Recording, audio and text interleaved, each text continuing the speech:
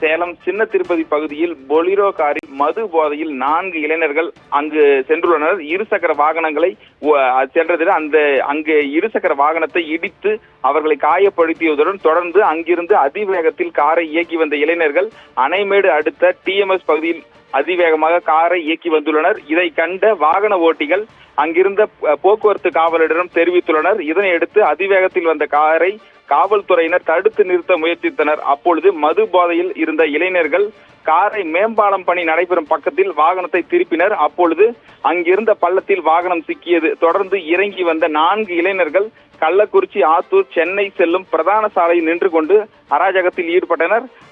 எந்த ஒரு வாகனத்தையும் செல்ல விடாமல் உயிருக்கு ஆபத்தை ஏற்படுத்தும் நோக்கில் வாகனத்தை இயக்கி தொடர்ந்து அந்த பகுதியில் ஒரு வாகனத்தை கூட இயக்க முடியாமல் என்று அதாவது அங்கிருந்த வாகன ஓட்டிகள் அனைவரையும் கொலை மிரட்டலும் விடுத்தனர்.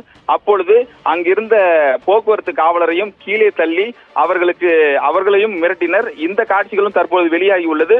மேலும் அந்த வழியாக வந்த ஒரு நீதிபதியின் காரையும் நிறுத்தி அதாவது வழிவிடாமல் தடுத்து நிறுத்தியுள்ளனர். நீதிபதியின் அதாவது பாதுகாப்பு காவலர் அவரும் வந்து வழிவிடுங்கள் என்று கூறிய நிலையில் அவரையும் கீழே தள்ளி அராஜகத்தில் ஈடுபட்ட இந்த இளைஞர்கள் தொடர்ந்து அந்த பகுதி முழுவதும் ஒரு வாகனத்தையும் செல்ல விடாமல் தொடர்ந்து போக்குவரத்து இடையூறாக ஏற்படுத்தினர். தொடர்ந்து அந்த பகுதியில் வந்த காவல்துறையினர் விசாரணை அவர்களை அழைத்து சென்ற பொழுது அப்பொழுதும் காவல்துறையினரையும் கைகளையும் உதறிவிட்டு தொடர்ந்து வாகன ஓட்டிகளுக்கும் பொதுமக்களுக்கும் இடையூறை ஏற்படுத்தினர். அதன் பிறகுதான் வெகு நேரம் கழித்து அந்த பகுதிக்கு வந்த அம்மாப்பேட்டை காவல்துறையினர் அராஜகத்தில் ஈடுபட்டு வந்த 4 இளைஞர்களையும் கைது செய்து காவல் நிலையத்துக்கு அழைத்து சென்றனர்.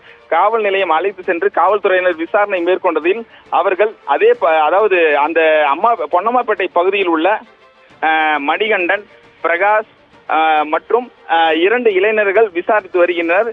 தொடர்ந்து இவர்கள் அதிவேகத்தில் கார்களை இயக்கி தொடர்ந்து 3வது இடத்திலும் விபத்தை ஏற்படுத்த முயற்சித்துதான் இவர்கள் தற்பொழுது காவல்துறையிடம் சிக்கியுள்ளனர். தொடர்ந்து இவர்களின் வாகனத்தில் இருந்த சாவியை காவல்துறையினர் எடுத்துள்ளனர்.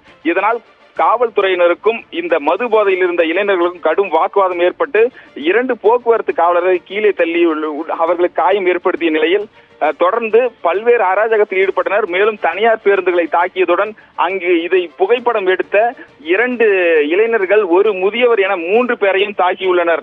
இவர்கள் தாக்கிவிட்டு அவர்களின் 3 செல்போனையும் பறித்து கொண்ட இளைஞர்கள் கடுமையான வாக்குவாதத்தில் ஈடுபட்டதுடன் அந்த பகுதியில் ஒரு வாகனத்தையும் செல்ல விடவில்லை.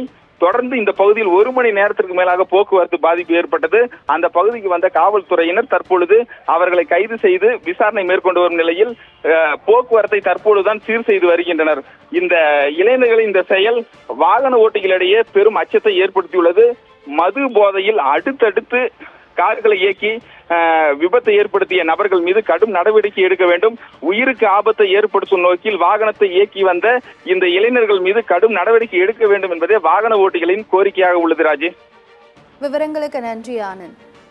சேலம் TMS பகுதியில் மது போதையில் வாகனத்தை இயக்கியதோடு எந்த வாகனங்களுக்கும் வழிவிடாமல் 4 நபர்கள் அடாவடியில் ஈடுபட்டிருக்கின்றனர். இது தொடர்பான காட்சிகளை நாம் தற்போது பார்க்கலாம்.